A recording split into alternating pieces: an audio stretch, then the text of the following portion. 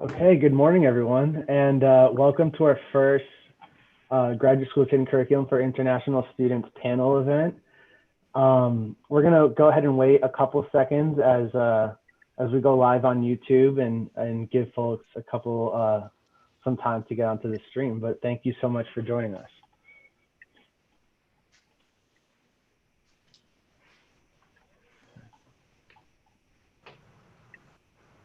Just to confirm, you see the full screen size, right? Not the panel view? We see speaker mode, so the full screen plus notes for the next slide. Okay.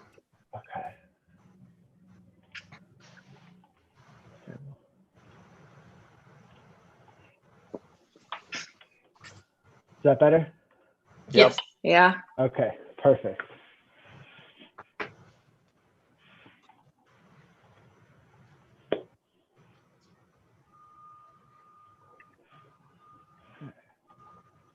Welcome, everyone. We'll go ahead and get started in about 30 seconds.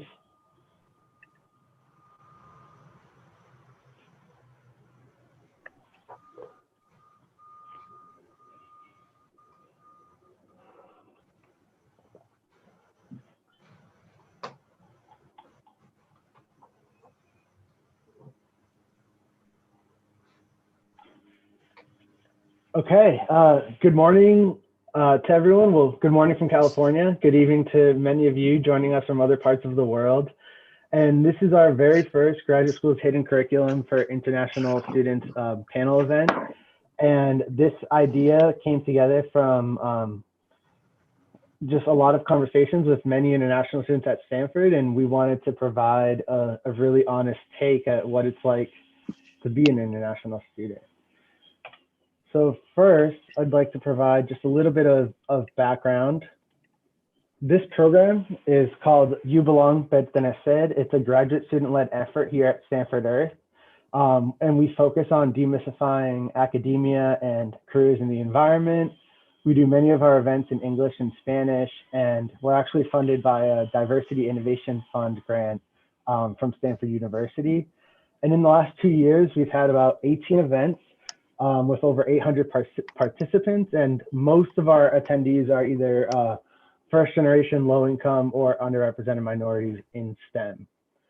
But first, I kind of wanted to give an overview of where everyone who is registered is coming from. We have 19 countries represented from the registrants, which is very exciting, especially when most of our events tend to be hyper local, so we're able to make the most of kind of our new virtual environment. And a third of you who registered were undergrads, another third were graduate students, and the rest were either employed or coming from other career paths, such as interns and other careers. And when asked whether or not you were interested in grad school in the US, a majority of you said yes, which is great because that's what this panel is focused on. We did have one person say no, so I'd love to know what your interest for this panel is. Maybe you could ask some questions. But hopefully for most of you, there'll be a lot of great advice coming into this panel. So first we're gonna spend a little bit of time introducing the panelists, their past and their focus. Then we'll just start into a Q&A. But I want to remind everyone that there are 4 ways to submit questions, or 3 ways, via the webinar Q&A if you're logged on through Zoom. You can connect on YouTube Live and submit any questions on the chat. And you can also tweet to @StanfordDig using the hashtag #PYBPanel. So really looking forward to your questions. We want to make this as helpful to all of you as possible. So start sending those questions and we'll start reading them out loud. So about us. So my name is Shursing Joseph Tumber-Davila. I'm a PhD candidate here at Stanford Earth in the Earth System Science Department. I'm the moderator and the director of Pertenecer, You Belong. Originally from Puerto Rico, so I'm not an international student. I'd love to connect with any of you. If you have any questions, feel free to check out my website, sjtumber.com. Hi, everyone. Thank you for being here today. My name is Marguerite Melinda. I kind of started helping out with You Belong Pertenecer maybe about a month or so ago, just helping Joseph with some of the background and behind the scenes stuff. And so I'm really excited to have everybody here. I study geophysics, so if anyone has any questions for geophysics department specifically later on, I'd be happy to help with that. But yeah. Awesome. Okay, and we're going to go ahead and let our panelists introduce themselves, but we have a great variety of people that all are in different departments in the School of Earth, including Krishna, Fola, Albert, and Gemma. So Krishna, go ahead. Thanks, Sher Singh. Oh, wow, that's me. I'm from India. I came here 4 years ago, and I'm currently studying in Earth System Science, doing my PhD. My research is related to trees, and one of the experiments over there is me measuring trees at Stanford campus using radars in that picture. A little bit about me: I love to travel by bicycle, and I hate oatmeal raisin cookies, if not that it matters to anyone here. And on the bottom left are my two parents who've helped me so much to come here for grad school. Thanks.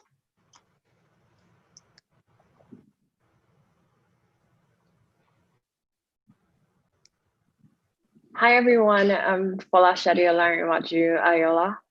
I'm a PhD student in Energy Resources Engineering in the School of Earth here at Stanford. I grew up in Lagos, Nigeria, and I moved here a few years ago for grad school. So up there, you can see my family. I have 3 older sisters and my parents. I love painting. I also love hanging out with my friends. You would often catch me with a glass of wine in hand. So I studied chemical engineering in undergrad in Lagos, and I briefly worked in manufacturing and then moved here, got my master's, and now I've started my PhD. Yeah, I look at the techno-economic analysis of various modes of decarbonizing the energy systems in California and also in emerging economies. Yeah, so that's my research.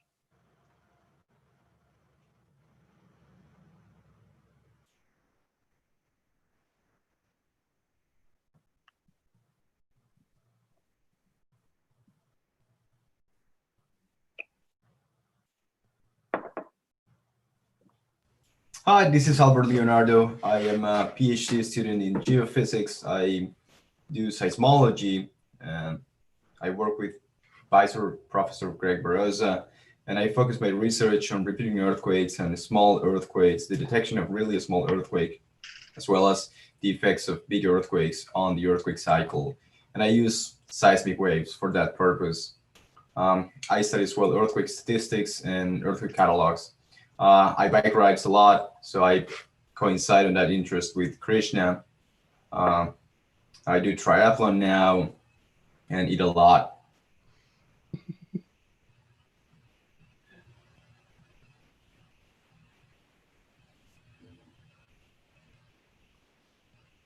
Okay, hi everyone. My name is Gemma. I'm from the United Kingdom and specifically Manchester, which every time I say that to anyone, they immediately think of Manchester United, hence the logo on there. And I apologize to anyone who's a Manchester City fan. I don't make the rules. It's the way it is. I went to undergrad in the UK at the University of Exeter, took a couple of years between that and coming back to grad school, and did my master's and now my PhD here at Stanford. And I study the governance and management of international rivers. So I'm doing an interdisciplinary degree between mostly a political science focus and a civil and environmental engineering focus. And so I get to travel around a lot to the border between the US and Canada. I was up in North Dakota last summer and the US-Mexico border. And you've got a picture of me there looking way too excited to be touring a sewage treatment plant on the border between the US and Mexico. If you want to jump to the next slide, Shazzy. And just a bit of background about me. I love to travel. Me and my husband have a dog here, and we've been fostering quite a few dogs, which is even easier with quarantine and everyone being home constantly. I've loved doing a lot of hiking and camping and just exploring around California. It's a beautiful place to be. And we moved to a ranch a month ago, which is the most American thing I can possibly think of. So there is a picture of me on a horse in my driveway, because that's not a thing you get to do every day.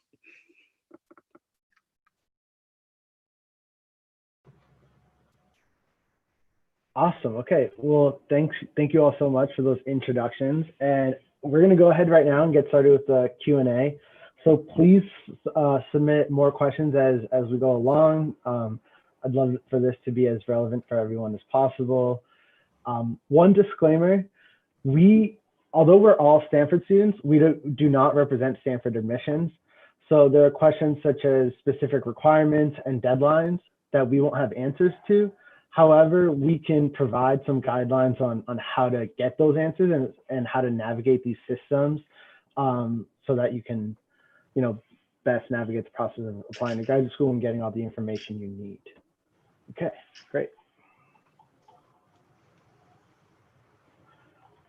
So I'd like to start off by just asking the big question: why did you decide to attend grad school in the U.S. and how many grad schools were you interested in? Were they all in the U.S.? Was it international? So what was that motivating factor?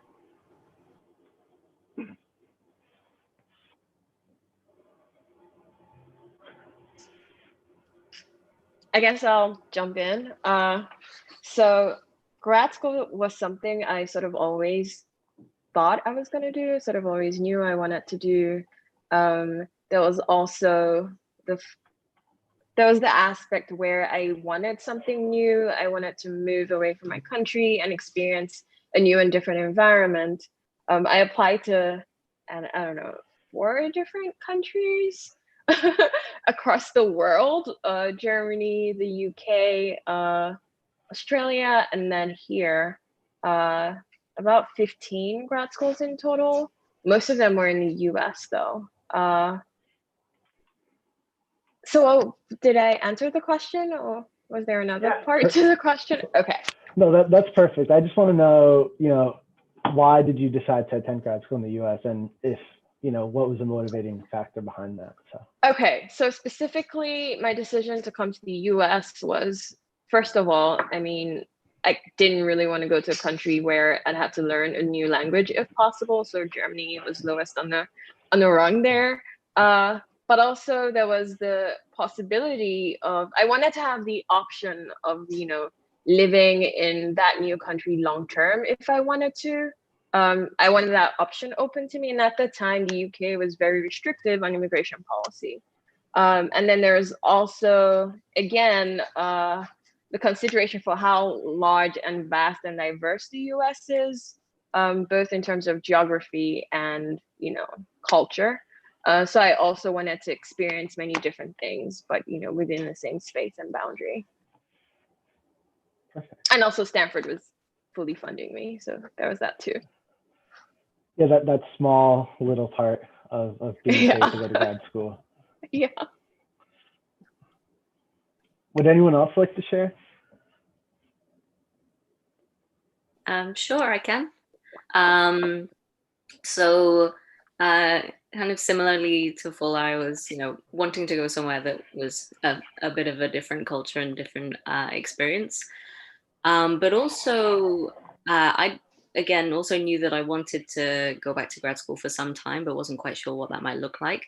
And I was trying to make a trade-off between doing something that was like in a more traditional disciplinary kind of approach, as opposed to a more interdisciplinary one. And obviously from the program I'm on, now I went down the interdisciplinary route. And I think the US is really has got a lot of world-leading programs and is kind of at the cutting edge in terms of that approach, and also a lot more of the kind of applied approach to research, given that I'm interested in environmental problems. Having an applied and policy-focused angle was really important. So graduate school in the UK, as far as I know, having also not been to graduate school in the UK, but my experience in the UK has been it's a lot more kind of focused on the disciplines, at least in comparison to what some of the US schools are doing. So that was a big factor. Awesome. I'd like to know, did any of you take a gap year? We have a question coming in through YouTube, wanting to know, what is it like when you take time between undergrad and grad, and are schools looking for extracurriculars or volunteer work when you do take that time? Okay, I'll jump in. In Nigeria, there's this mandatory national service that you have to do. It's called the NYSC. So I had that year, and in that year, I worked as a TA in a polytechnic, teaching in the Department of Mechanical Engineering there. And then for about 7 months after, I worked in manufacturing as a process engineer. That was really exciting. It was nice to experience industry and see sort of what it's like on the other side. It was also super nice just to not be a student anymore. In regards to the other question, I think what admissions committees look for is very diverse. It's so case specific. If you do extracurriculars and volunteer work, it could help your application, but I think they're looking to hire someone for grad school who has the academic sort of robustness to them, and then who can demonstrate research capability if they're coming to grad school to do a research program, but also someone who seems more well-rounded. So however you can demonstrate that, would count. Yeah, awesome. Krishna, did you have something to add? Yeah, so I worked for a couple of years before to grad school, and that definitely changed my perspective quite a lot to pursue grad school. I was not intending on pursuing that. So experience from that, it's a little bit difficult when you're juggling with full-time work as well as managing applications. And generally, we are at a stage where we don't. So, I mean, I was not in a position where I could tell that I'm going to be leaving this company soon. So I was doing that more like strictly off office hours, maybe from 9 p.m. to 11 p.m. So that took a little bit toll on me in the fall quarter. So probably between October to November when the deadlines were there. But beyond that, it was fine. It was not a big pressure. Yeah, and I would add that there's a mix of people that go straight into graduate work, either straight from the undergrad, and then there's people that have some time like getting work experience. And from either path, the most important thing is to really show that you're prepared for the work, whether that you have a passion for it and that you are ready to do research. So yeah, I would say they're different pathways, but one isn't necessarily better than the other. And building on, go ahead, Gemma. I was going to say, I would add as well, it really depends on like what the program you're applying to is interested in. So like the programs that I was applying to, they really valued having some work experience and being able to bring that.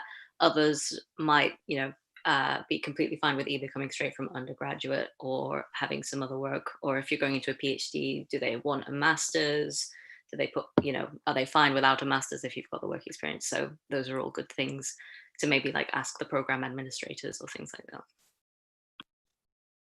Yeah, and building on that, we've gotten a number of questions just asking about the impact of work experience on being selected for graduate school. So if those of you that did work before coming to grad school, if you could shed some light and expand on what you're saying a little bit more. Okay. For me, I guess I was a TA, so I don't know if that helps demonstrating, I, can do research and teach as well. But again, I don't know that, like you said, work experience versus no work experience. There's just no strict answer to it. It really just depends on the program. For some schools, they're fine with you coming straight out of undergrad. I know for my program, ERE, I was really mostly applying to PhDs, but they wanted people with a master's first. So I had to apply to the master's program in ERE. There's some programs that are fine with you straight out of undergrad, like the ChemE program. And if you're applying to an MBA, they probably would really want you to have some work experience. So it really just depends. When it comes to work experience, I think what Fola is saying, it's also resonates that what's the amount of transferable skills you're bringing in. I used to work in oil and gas as a field engineer, and what I'm doing currently is slightly about mitigating climate change. So it's like not even in the same ballpark of what I used to do. But then in my application, of course, I was trying to highlight skills which are transferable, like drawing inference from incomplete information, trying to manage multiple deadlines together. And all of this, I think everyone will agree over here, is a very big part of research and grad school. So anything to do with skills that can be transferred is definitely a highlight. And you may not know this a priori before getting into a job, that this might help you in some very different ways. These are all strictly on hindsight. So I wouldn't worry too much about which particular job to get before going into grad school, if that's what you've been thinking about. Just that in any way, whatever you do, try to highlight the transferability of those things. I'm going to jump in and just mention that probably I graduated in July 2019, and I got into grad school in September. So I came straight from undergrad. But if I were to highlight some experiences that I had that helped me being successful in getting to grad school, well, I did research work for, say, the last 2 years of my undergrad. So I sort of showed that I had potential and that I like to do research. And that's why the people I met along the way, they wanted me to stay in academia. So that definitely was a huge contribution towards me being successful. Great, yeah. And to build on that, what are some of the things you wish you knew before or during applying to graduate school and navigating that process?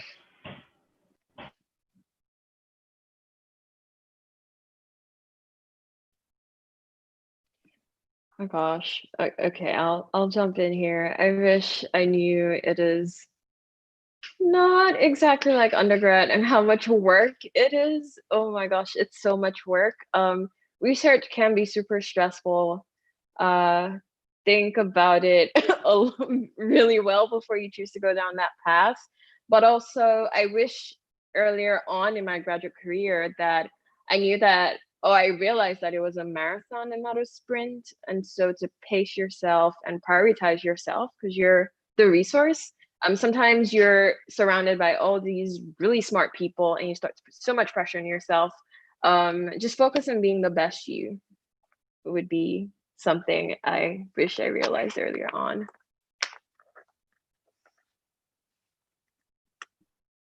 Yeah, I think that's really good advice. I think my big thing that surprised me when I got to the US is that at least at Stanford, and again, I can't speak to all graduate schools in the US, but I found the culture in grad school to be quite business-like, as opposed to the undergraduate culture that I was used to in the UK. So that's maybe a culture shift to be prepared for. At Stanford, there is a lot of emphasis on tech, innovation, business ideas, networking a lot with peers or potential employers and faculty. So that's kind of a mindset that is very valued and you can use to your advantage, but it's something I was definitely not expecting coming into an academic space. So something to be aware of.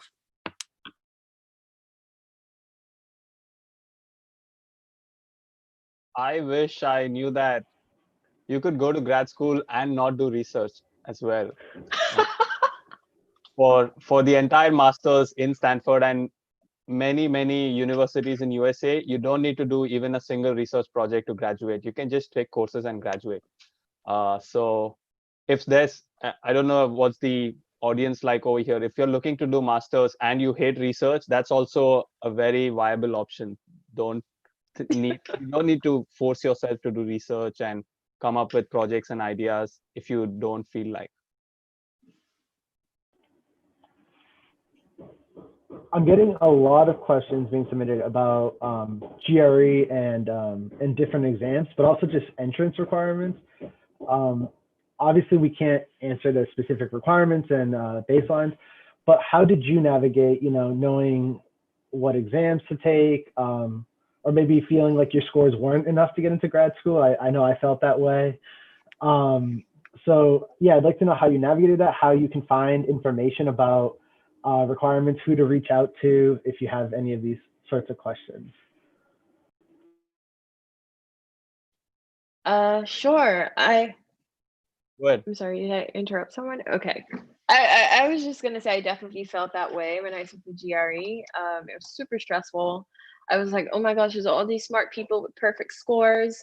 But again, I'd like to emphasize that admissions are on a case-by-case basis. So it's not just the test score. Some departments weigh the test score more than others. Some don't even care at all. And it's like the final thing they look at to distinguish you from someone else in a competitive situation. But concentrate on the entire your entire application. Your essay is super important, and don't worry about it. Don't stress out too much. And if you have any questions, don't hesitate to email or call the admissions committee, or sorry, the administrator. I have 2 tips for that. So first is that some of the exams that we are familiar with called GRE that may or may not be required for your program. So please check the website of your specific department. It'll definitely say over there, it'll either say GRE is required or GRE is optional or GRE is not required. So please check that. And with respect to, there's another exam for English fluency. There are a couple of exams for that. And I have seen, this is just from my friends group and peer group over here, a very, very broad spectrum on that marks for that exam. So some have been really terrible on that exam and they are here at Stanford. So that's really only to check how fluent you're in English. And if you're not fluent in English, then Stanford provides additional English curriculum for you. So the way I see it, it's not like a it's not a deal breaker. You can, it's fine if you don't do good at it. Stanford will just help you improve your English in that case.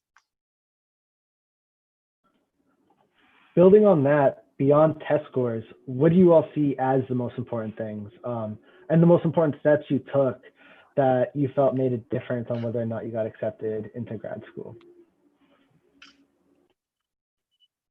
So I definitely think the statement of purpose, or whatever kind of written essay you're submitting, that's really where the admissions committee gets to know you as a potential student.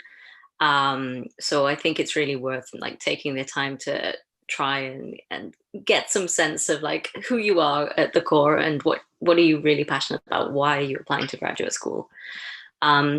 I will say I think there's a big difference, at least in my experience, between the statement of purpose I wrote for my master's program and for my PhD program. I think in the PhD statement, you really do want to get across, what your research agenda hypothetically would be. And some programs will want you to be very specific and very sure and have, like sort of defined research questions.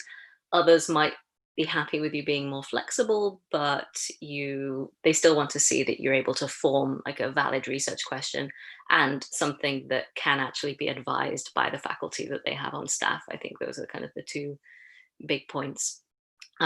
So something to bear in mind, and that's something that you can explore by speaking to the program administrators, who are like the most invaluable resource. Definitely get in touch with them, and they will sort of help give you an understanding of what the program is focusing on with their admissions in a bit more detail. And then if you can get in touch with prospective professors, I know that's not always easy, but it's worth a try at least, to see if you can talk to them about what sort of thing they're interested in advising as well. Yeah, just to add to that, I agree. The statement of purpose is like the most important thing. It took forever for me to write mine because I had to do so much research just to figure out what kind of research topics I was interested in.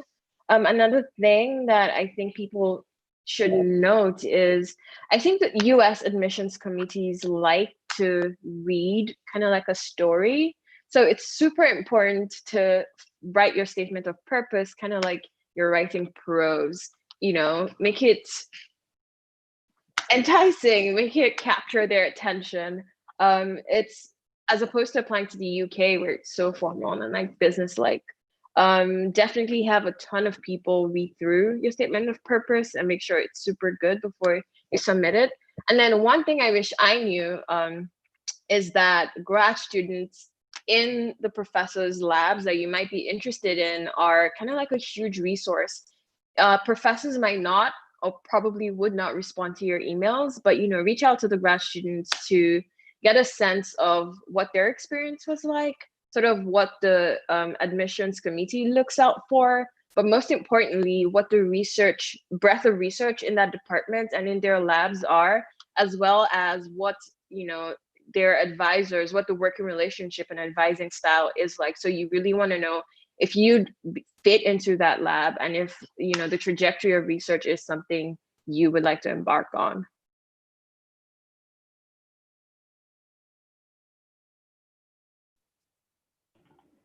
Albert, do you have any suggestions for this question too? Yeah, so from my experience, I had really honest conversations with potential advisors at conferences. They reached out to me when I submitted my applications, and even before I was already in touch with potential advisors. So having really honest conversations in terms of research interests and also the sort of match that you are with your potential advisor, that was really important in deciding where to go and deciding if I want to go at all. I think that's a really great point, especially in these research-heavy graduate programs. The most important thing is the relationship you have with your advisor, right? You need to make sure your research meshes well with them, your interests mesh well. And in departments like ours, the advisor really has all the say in whether or not you get accepted and whether or not they want to work with you. So it's really important to understand that. But for some students, it's hard to make those connections while applying. And I got a couple questions beforehand, people asking, how do you, they've been trying to send emails to advisors, they've been trying to reach out. How do you create those connections? And are those connections valuable? And I'll go ahead and say those connections are super valuable. When I applied to grad school, I applied to 8, and the 2 I got into were the 2 where I felt like I created a good connection with the faculty. And it had nothing to do with pedigree of the program or anything. It had everything to do with creating that connection. So yeah, but I'd love to hear from you all. Well, I was privileged in that sense because I was in the same conferences as my potential advisors, and I was able to physically interview them and just in the aisle bump to them and talk to them. And I said, hey, I'm Albert Leonardo. I'm interested in working with you for this and that reason. So in that sense, I was already in the US attending conferences. I was lucky. So that was really important in terms of getting this rapport built between the people I would work with and I. So I was very lucky in that sense that I was already in the US able to interview them. Yeah, for me, it's quite the opposite. And I think it differs from department to department. ERE will tell you, they would advise that you don't even bother sending those emails because professors are so busy. I sent them anyway, and I got like a 1-line response. I would highly encourage you to apply, which is not very helpful. But which is why I point out that it's so important to reach out to graduate students. My being here and being in my advisor's lab, I realized she's so busy, and the best way to reach her is through her assistant. And so if you know information like that, which you would know if you spoke to a grad student in her lab, you could possibly, be able to access her. I've helped a couple of people book appointments.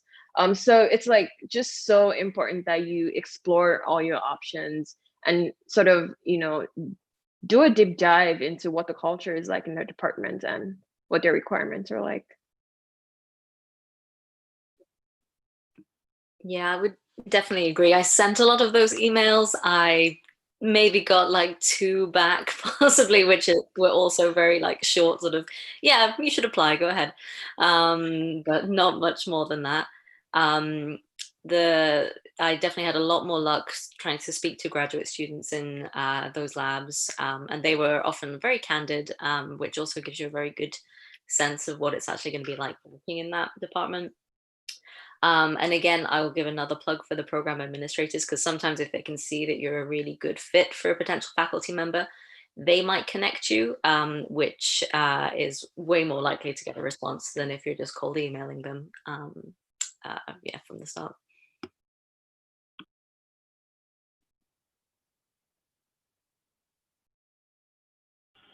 Yeah, I think it's important to say that these faculty receive hundreds of emails and they're constantly filtering them out. So the best you can do to make this email seem very personalized and that you've really given a lot of thought. But also sometimes you have to send emails every other week. There are faculty who have this blanket rule that says, I don't respond until I get 3 emails from someone. But you would never know that. So it's definitely okay to send and follow up with people multiple times, because they are filtering out many, many requests.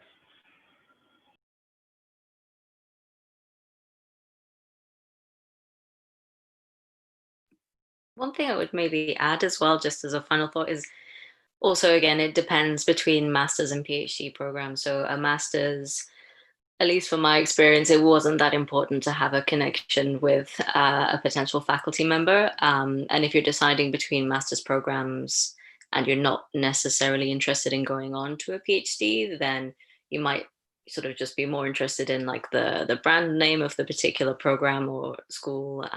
Not to say that like the faculty that you get to work with is not like part of that. But for a PhD, then yeah, really the faculty connection and who you're going to be working with for potentially 5 years of your life is a really important thing for everyone involved. Yeah, and we're receiving a lot of questions around funding opportunities specifically for international students. So if you all could maybe talk about the pathways you've used to receive funding, and how that could be different at maybe some of the institutions that you applied to for graduate school, that would be fantastic. Sure. For ERE, it says on their website that they will fund you even for your master's if you're going to be doing research with them. So that's super helpful. And then you can go, if you Google Stanford funding, you'll find VGPE, and you'll find resources for like fellowships that they have offering even to international students. And you could apply to some of them that need applications. And then one thing you should note is for some of them that are by nomination, you could put yourself out there, email these admissions administrators, and just point it out. Hey, if you want to nominate me, here I am.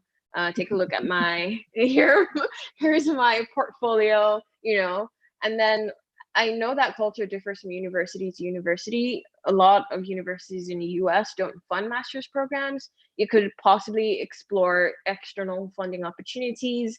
I know for Canada, it's the culture is more, if you email faculty and you're interested in working with you and establish that relationship, then you've secured funding, then you can go ahead and apply. So it kind of like differs from institution to institution and country to country. So again, do your research, talk to people who have been there, worked there, and get a sense of what it's like, what that culture is like. Ola, just to be clear, so you said masters in energy resources is funded or not funded? It is funded if Okay. you're going to do research. Okay. That's a good clarification though, because for most departments, a master's is not funded, right? And that's one of the big benefits for the PhD, which is I think why Krishna asked that question. It's very rare to find funded master's programs. Yeah. For the most part, they're funded PhD programs. Yeah. Well, I can speak to my experience with masters because it was not funded. So when I got the acceptance letter, it said that nothing's funded. This is going to cost a bomb, probably like $80,000 or something, something which I was not prepared to pay. But then after coming here, I realized that there are a lot of opportunities for getting funding using either by teaching some undergrad courses or very basic graduate level courses, in which case at Stanford, it's extremely lucrative. They not only waive your tuition rate completely, but they also pay you for your survival. So it was like a small salary for me, which was really nice. And same with research assistantship as well. If I did research with a professor, then my entire tuition was waived off, and on top of that, I got some money to survive, and it was very decent money for survival. For PhD, yeah, I think at Stanford, it's university wide. Most of the times, it is funded. It's completely, but some very in rare cases, maybe it's not. I might be wrong on that. So that's definitely a good question to think about funding right away. For PhDs, I can go a little bit more into detail. On your offer letter, they say that it's entirely funded, but then you're still expected to apply for fellowship programs, which you and your advisor will identify through the course of your curriculum. So it's not like you're getting free money and then you just keep doing research. There's also like an honest commitment that you do to write essays and again, like fill application forms for fellowships and so on. I just want to speak to that really quickly, that I know with funding, it can depend on like your department, but it can also depend on your advisor, such as some advisors are a part of consortiums. And so just like many of these other facets we're speaking to today, you really want to contact the professor you're interested in, sometimes the other students in their group or their department, to find out how what are possible sources of funding. I wouldn't say, hey, how are you funded? I would say, what are options for funding in this department? And that'll give you a better sense of if it's heavily teaching based or scholarship based or a consortium. So.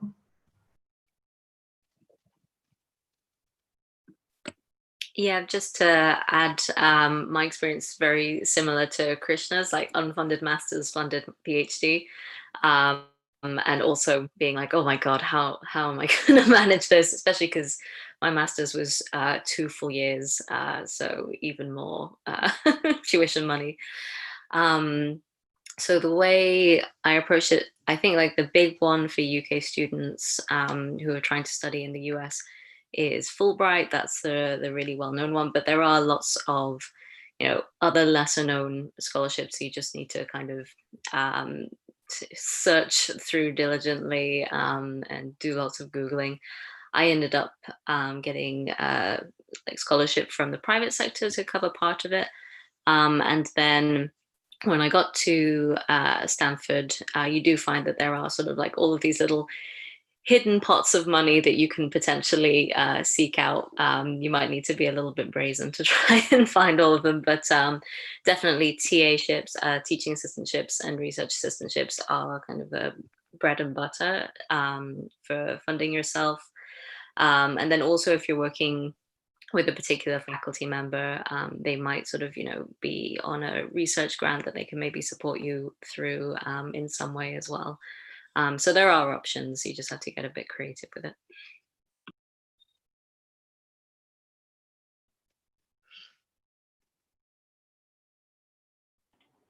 Okay. and we're receiving one question from YouTube, mostly just asking about what it's like to change disciplines between undergrad and graduate school, and whether or not that's a possibility to change course like that.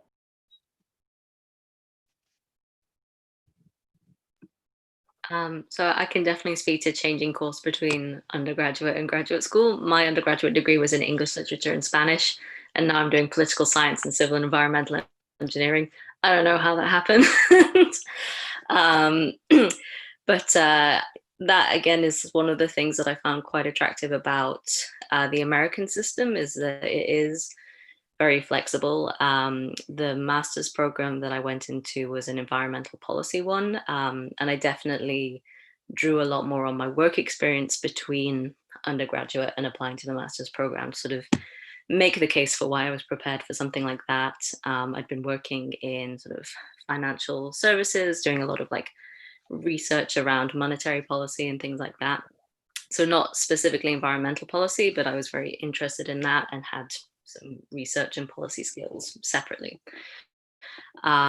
So that worked out, luckily. And then during the master's program, it was a very flexible curriculum. So I was able to explore around and ended up taking quite a few classes in more of the natural sciences and engineering, and just ended up really enjoying that. And here is where we've ended up today. So I think there's a lot of opportunity to pick up new skill sets once you're maybe doing a master's, and then also in terms of switching between undergraduate and some graduate program, really think about what either work experience or maybe volunteering or other experiences you have that might make the case for why you'd be able to succeed in this program. I think that's really, they want to know that you can actually successfully complete whatever they're offering.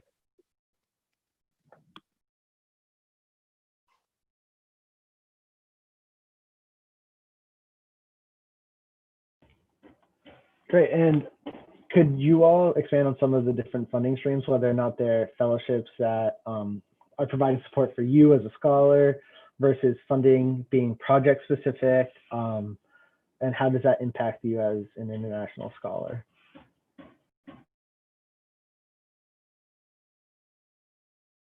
Or also department specific funding versus external funding. All of these, there's many different mechanisms as you all have mentioned and expanded on. So it can be a little confusing, but the good thing is that there are many mechanisms. So yeah.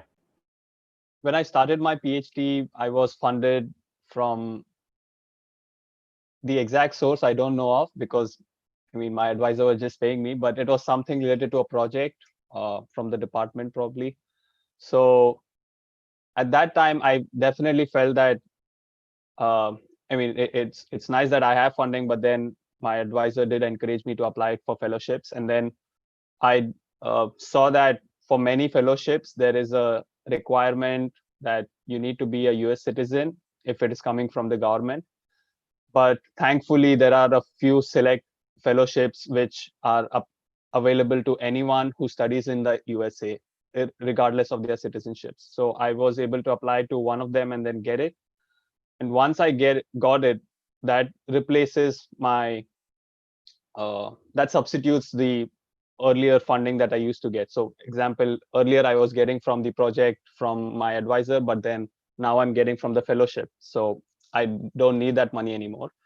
And what that translates to in your graduate career is a lot more flexibility with your own research to pursue your own ideas.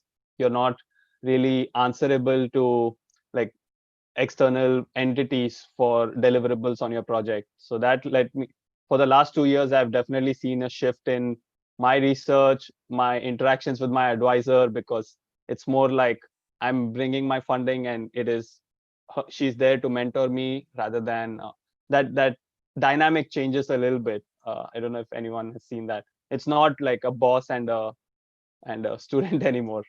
So having your own funding, in my personal experience, definitely helps.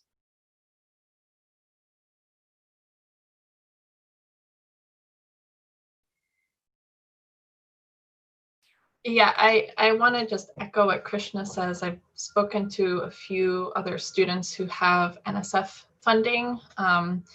And they also mention, it's really great that now that they have their own funding, they can kind of explore whatever they really want within reason. And so another thing with funding is usually there are specific requirements with each type of funding. Maybe you have to do a certain type of research or a certain type of teaching or certain type of programs. So just to follow up with what Krishna had mentioned. So. Margaret, what's NSF? Well, there's a GRFP, and actually I think Joseph has a GRFP, is that right? Yeah, so the NSF is a National Science Foundation. I do not know the requirements for the Graduate Research Fellowship and how it applies to international versus domestic students, but there are many other programs that do fund international scholars. Yeah.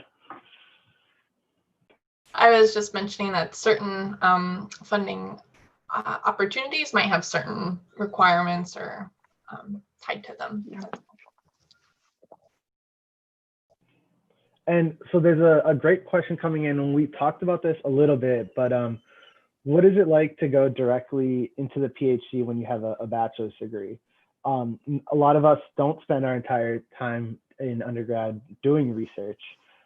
So what is important when you are going into or trying to go into a PhD while in undergrad?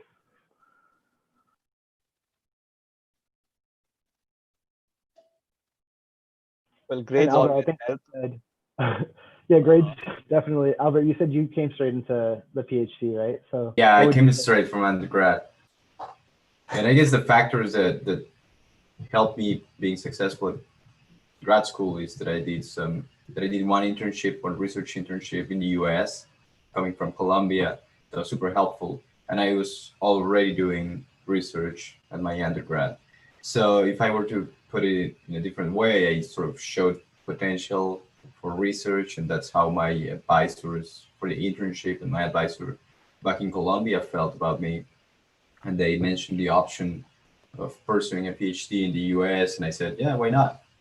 And I just came from undergrad to grad school. And well, I guess I have to highlight the fact that many people are not aware, but I get paid as a PhD student. I get paid for studying and researching. So many people that I've talked to, they're not aware of the fact that as a PhD student, you can have that type of funding, and you're paid for all of your expenses, not all your expenses, but you get a salary that is high enough to pay for housing and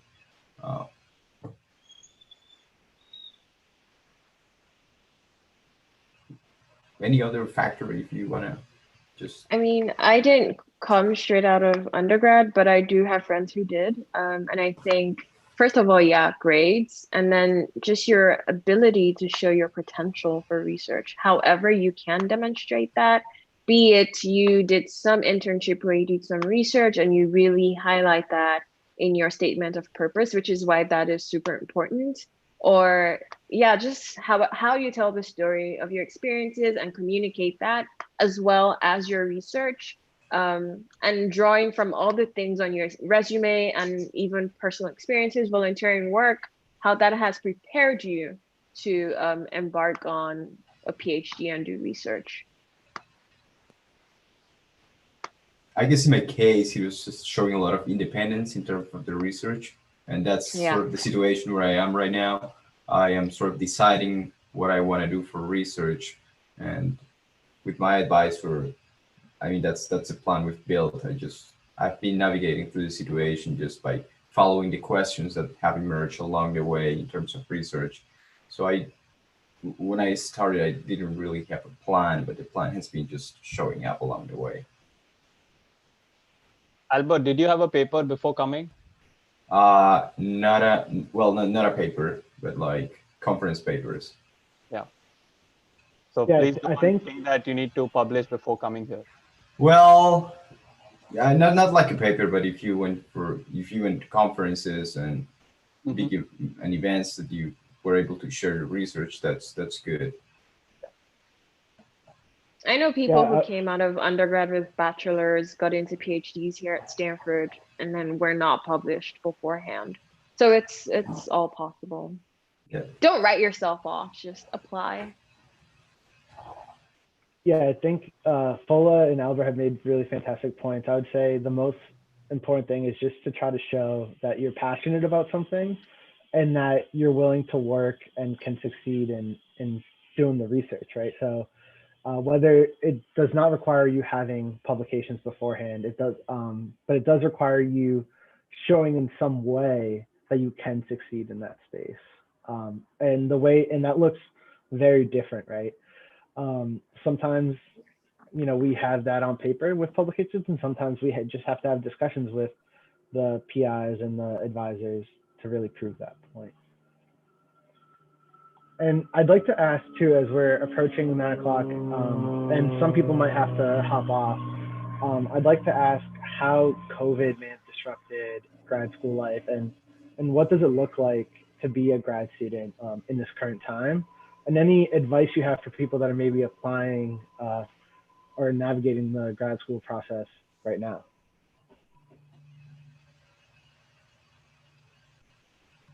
Well, let me intervene in that. Most of the work I do is computational, so the restrictions with building access they didn't really affect me. So I continued my work at home, and in terms of research, it hasn't been interrupted because of the COVID situation. I would say the part of my life in which I got affected the most was just I like physical classes, physically attending the classroom, and that's the thing that has changed a lot. So just adapting to online learning and online teaching was a thing. It was sort of demanding in terms of focusing in front of the computer for 8 hours straight. But in terms of my research, I mean, all of it was done on my laptop, and it's still being done on my laptop. So in that sense, it didn't change. But I guess people who work in labs or who do field work, I mean, you can, I guess, Margaret, you do lab work, right? So I guess you can shed some light on the changes that you had. Yeah, just very quickly, Stanford's been pretty good about keeping the campus relatively safe through COVID, which I appreciate. But yeah, so I'm mostly lab based, and so that meant for a couple of months I wasn't able to access the labs. But recently we were given access, and Stanford in particular has been very cautious about how often we can go in, who can go in, and it's just like everything else today, it will vary from school to school and department to department. But yeah, and typically, if you're lab based, what I've noticed is people are pretty understanding in the situation. They understand like research might be slower because supplies literally don't get in as quickly as they used to. People are not able to access labs as much as they used to. So there's this general understanding that things are not as quick and effective as they used to be. So that's been nice to have that understanding.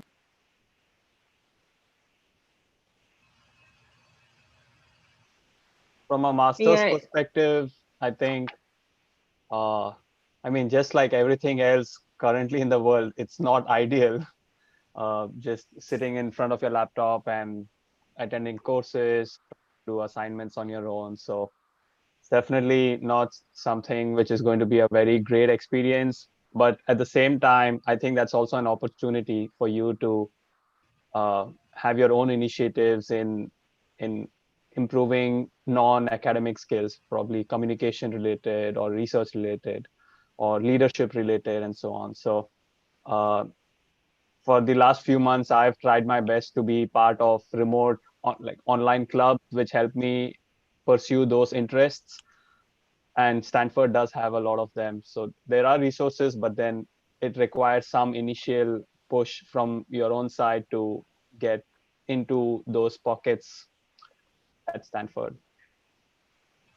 Yeah, I'd just like to add, I do computational work as well. So ideally, in theory, on the research aspect, COVID hasn't been disruptive, but there's also, the part where I would often go into the office to do work, and there's this mental separation of work from home.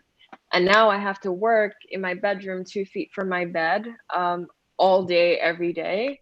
And then there's also the fact that you're constantly looking at screens, your social life is on the screen, you're talking to your advisor on the screen. If you're watching movies or whatever, taking a break, it's on the screen. And then your work is on the screen as well. If you're TAing, you're on the screen, you're grading papers on the screen. So it's a lot. Our brains are not evolved to deal with that much blue light, at least not yet. And so just learning in the last few months how to prioritize your wellness, I think also comes into play, because in order to be successful in that marathon, you have to again realize you're the resource and learn how to effectively navigate different spaces of your life without running yourself into the ground. So I think learning how to do that effectively has been one thing I've been working on with COVID. And again, as Margaret said, there's understanding for research work, but there's also understanding for computational work, because, Zoom fatigue is real. The fact that you're doing computational work doesn't mean you can be on your computer and be as effective all day, every day. So just that understanding is nice. Definitely. And one last point to add on to all of the great points that have been made here. I definitely think, sort of coming into graduate school as a new student at this time, you might be concerned about like the community aspect of things and like not having the opportunity to meet your advisors and like other peers in person. So that is definitely something that is like very much on the top of mind, I think, for professors and staff and, graduate students who are already here at the moment. For example, in my program, we are doing a lot of group brainstorming to think about how we can best welcome the new cohort of students in ways that are virtually supported, but hopefully not inducing as much Zoom fatigue as is becoming more and more common. I'm also teaching this fall quarter, and again, we're trying to think about innovative ways to try and make that more as engaging as possible over a virtual format. So this is something that people are thinking about, but also being aware that it's going to be a challenging time for starting graduate school, and there will be different challenges to face than you would normally have in September. And then just finally on the research side of things, I'm mostly a fieldwork person. This would primarily be my prime fieldwork season of the year in summer. Obviously, I am sat at home instead.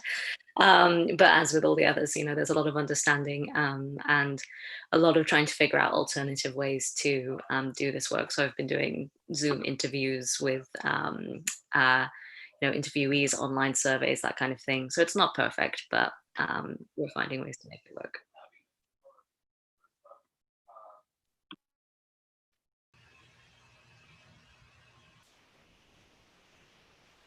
Great. So we're getting some more questions expanding on the admissions process. So what would be your main advice, maybe something we haven't talked about yet, on how to create a competitive application?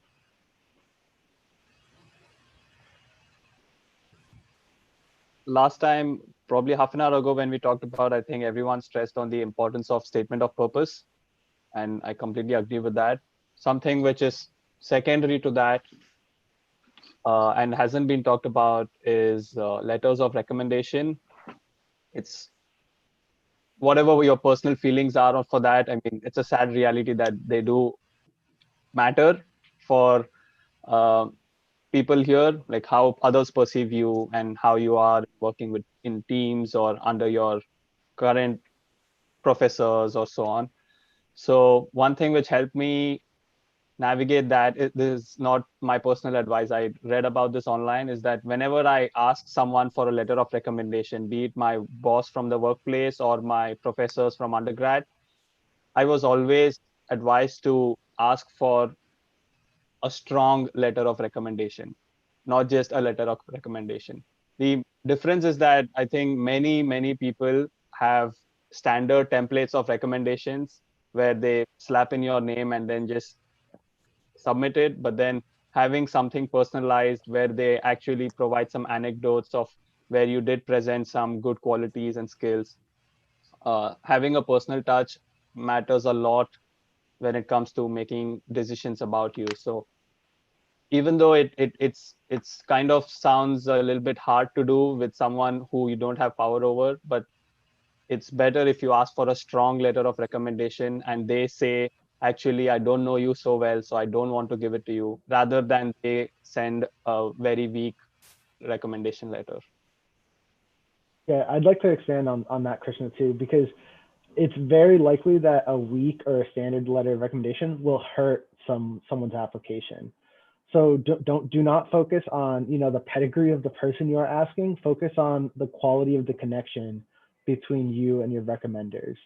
And one thing that can help ensure that you get a good letter of recommendation is to be really prepared when you're asking people. Make sure you have information ready on who you're asking the recommend or what you're asking the recommendation for, what you are applying to, and even write out some of the things you would like this person to mention. You know, you could go to your professor and say, well, I took your class and I did a project on this, which was really cool. So could you talk about that? Or, you know, try to be as personal as possible. That way your letters also sound different, right? So you should be going to different people that might be able to speak to different aspects of you as a scholar and as a person. And hopefully those letters make a more complete picture of you. And they're really meaningful. And expanding on the letters too, and on the importance of community, I mentioned this before too, but emphasize how important it is that you get in touch with the faculty you're interested in working with, and even get in touch with the students of those faculty, and try to create some meaningful discussion. But also know the difference between a question you should ask faculty and the question you ask an administrator, right? You shouldn't be emailing a faculty and asking, when is the deadline? Or, you know, what scores do I need for this program? Those are questions that'll kind of like scare away faculty. You want to ask specific research related questions like, what are the things you're going to be working on in the future? Or what are the things you're looking for in a student? Because it's not just talking with faculty, it's knowing kind of the right things, and they need to know that you're kind of able to navigate this process, even though, you know, for many of us, no one really has taught us how to navigate this process. Yeah, and one thing I would like to add is sometimes it's hard to, you know, write your essay because we're biased and it's hard to see ourselves as we really are. So I think one thing that could be helpful is actually having conversations with the people in your life, both peers, colleagues, friends, and have them sort of give you perspective on things you've done with them, when they've worked with you, give you feedback. And that would really help you highlight the aspects on your resume that you may have overlooked, but that would actually be super impressive for someone else to read. So really do take time to, you know, work on your essay and then send it to as many people whose opinion you value, and have them give you feedback on what you've written. And, you know, do go through many drafts before turning it in.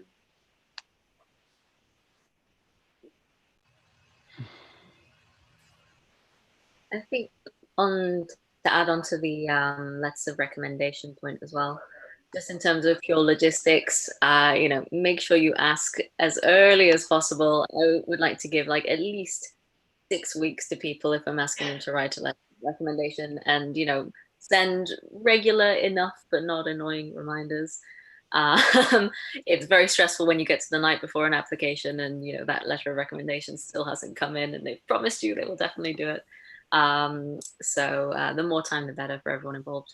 And also follow up with them afterwards if you actually, you know, get accepted somewhere. I think that's really gratifying for people because academics are asked to write a lot of letters of recommendation. And whenever I've, you know, reached back out and said, you know, like, thanks so much for this, I got into this program, this is what I'll be doing. You know, we've had really great conversations and it's just deepened the connection even more. So I think it's a nice thing to do.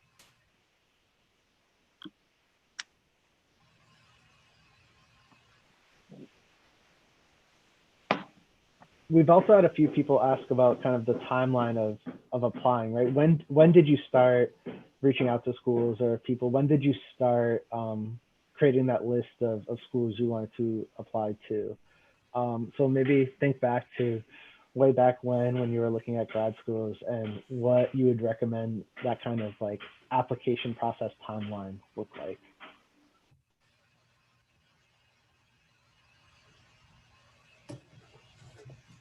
For me, the timeline, I mean, I started looking at grad schools, say, during the summer of 2018, and really look into details of it, say, by September.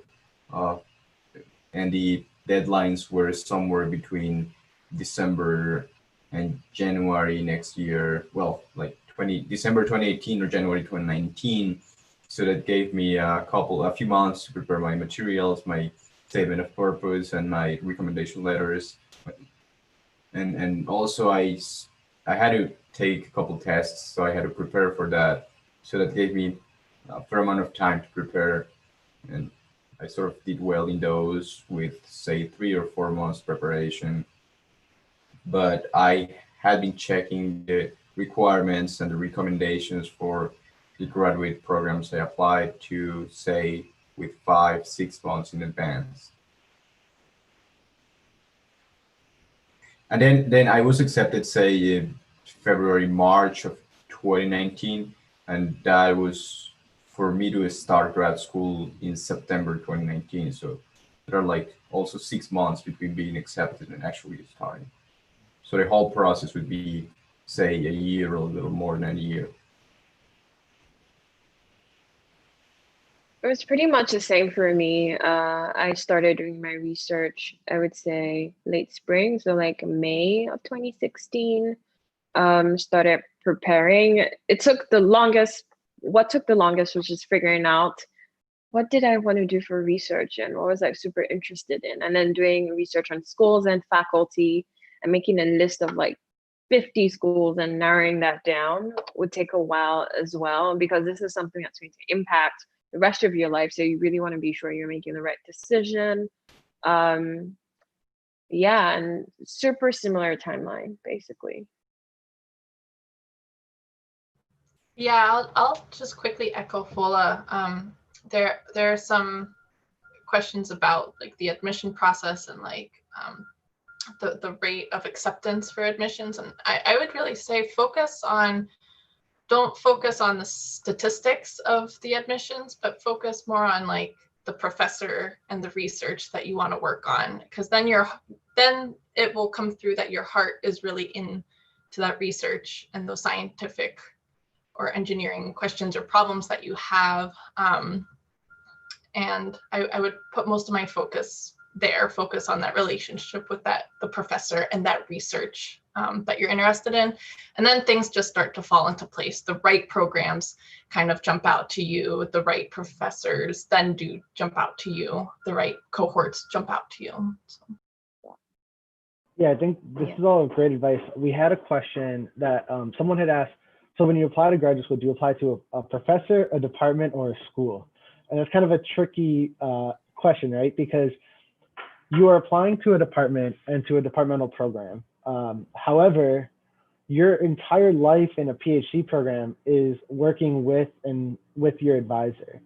So when you're doing the research, for many of our research specific programs, right? There are many programs that are coursework heavy and aren't focused on research, so that this does not apply to those kinds of fields. But in the School of Earth, many of us work very closely with one specific advisor.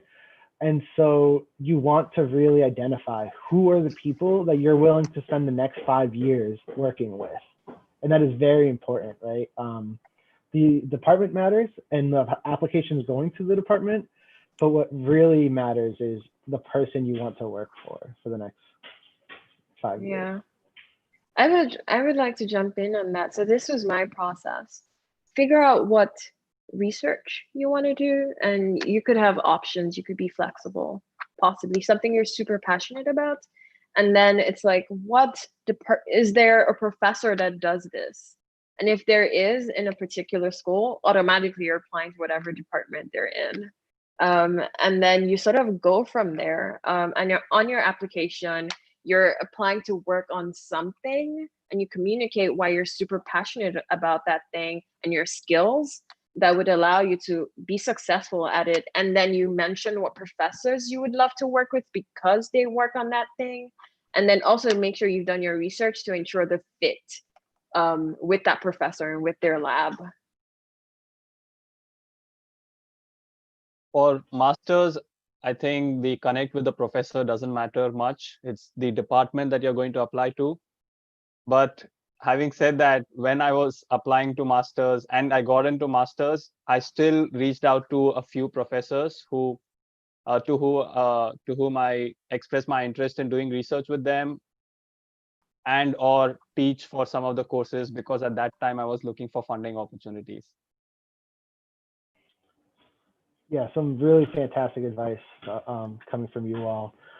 We have one question coming in from Zoom, and it deals with the diversity statements that are in our PhD applications. This might seem like something really new to many international students. So could you all expand on what a diversity statement means and kind of what are some of the things you may have written or might want to mention in a diversity statement for a PhD application? I applied, well, I first applied to the master's, right? And I didn't have to turn in a diversity statement, but there was a question on the application that asked about what I was bringing or contributing to the Stanford community. And being an international student, of course, is one thing. And I'm a Black woman. I'm from Nigeria. There's all of those things, but there's also, dig deep and look into yourself and think about the things that you care about. Again, it's not about what you've done, it's how you communicate, because everyone has such diverse and such rich experiences. You just have to figure out, what is it about me that makes me so great? And what is it about me being in this community that people can learn from me? How do I want to engage within this community? Be it, I'm super passionate about some cause and I'm looking forward to expand on that, or this is what I want to learn in the community, or so yeah, it just goes beyond your personal, your demographic, what it is on paper, but also communicate things you're passionate about. Similarly, for me, I was kind of worried when I was going to write that diversity statement, because I mean, I am still quite privileged, so I'm not financially poor or belonging to some racial categories which have been discriminated.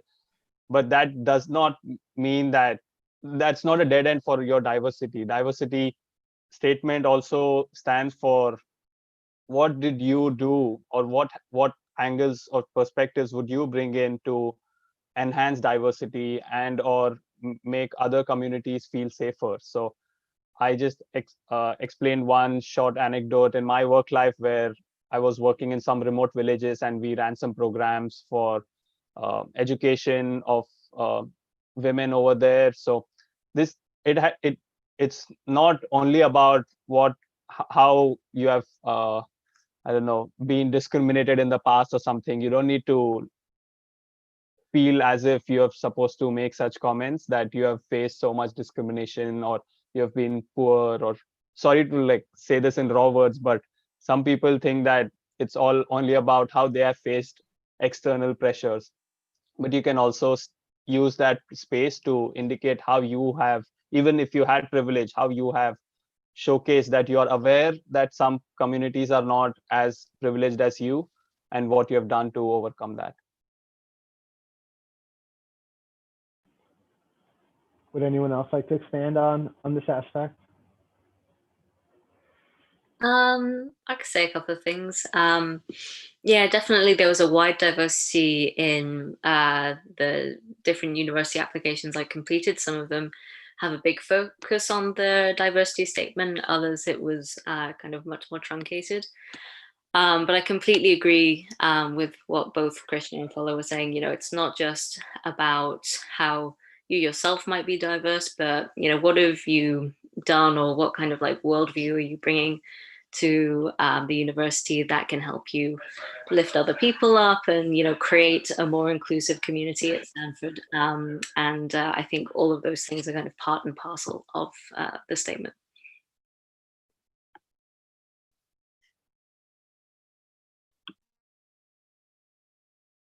Okay, okay, fantastic. So now that we're in our last 10 minutes here, I really want to wrap up thinking about what is one key piece of advice you have for international students. And so if we could go around to the four of you and just focus on what you wish you knew and any advice you have at all. I'd like to kind of open the floor for that. And if we could start with Fola, if you want to go first. Sure. More generally, I would say do things, including whether or not you choose to go through with grad school, your program of choice, your research pursuits, do things because they make you happy, because they fill you, not just because you believe you have to. So always, always optimize for your happiness and your self-fulfillment. And then, get in. When you get in, immerse yourself, be present, take the time to learn, to experience, to build networks, make friends, participate, volunteer, have fun, exercise, watch the news, listen to podcasts, do whatever. Keep an open mind, but be present, be a part of the community while you're here. And then, build your own tribe while you're at it. Fantastic. How about you, Albert? Well, now that you're considering getting to grad school, for sure, go spend many hours surfing the websites of the departments that you're interested in. That's something that will give you a lot of information about potential advisors. Read the papers of the people that you're interested working with. That will also be helpful. And take a look at the place where it is located. If you're a mountain person or a nature lover or something, make sure that the place where you're going to live has those characteristics and that it'll feel like home because you'll be living there. So make sure that the place and you are a perfect fit as well.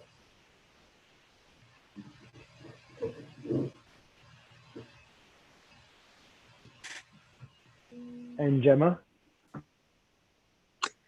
I think I would say that a big thing at this stage, if you're considering applying, is to think, know why you're going to grad school and then try and work back there. So, what job are you really trying to get, or what research do you really care about doing? And then track backwards to try and figure out which programs and schools are going to work for you. And if the US is like the right choice. This is not saying that I did any of that perfectly as I went through. And I think a valid answer to those questions as well is, I just want to explore and, pursue things that I'm interested in. I maybe don't have a completely clear idea of what's coming out of it at the other end.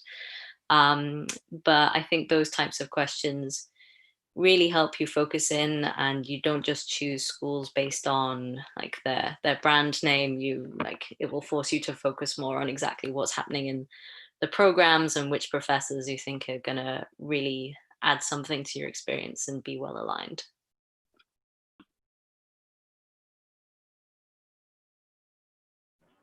Thank you. And last but not least, Krishna? One piece of key advice that I want to leave everyone with is do not write yourself off. I've seen so many people just say that, oh, I got 1 A- grade on some course, so I'm not capable of Stanford. Like, please don't do that. Apply to the best or your dream universities. They can become a reality. If you're worried about the application cost, then I can't speak for other universities, but if you express that you have a financial burden in applying to Stanford, then Stanford will also waive your application fees, which is a significant amount, I think close to $100.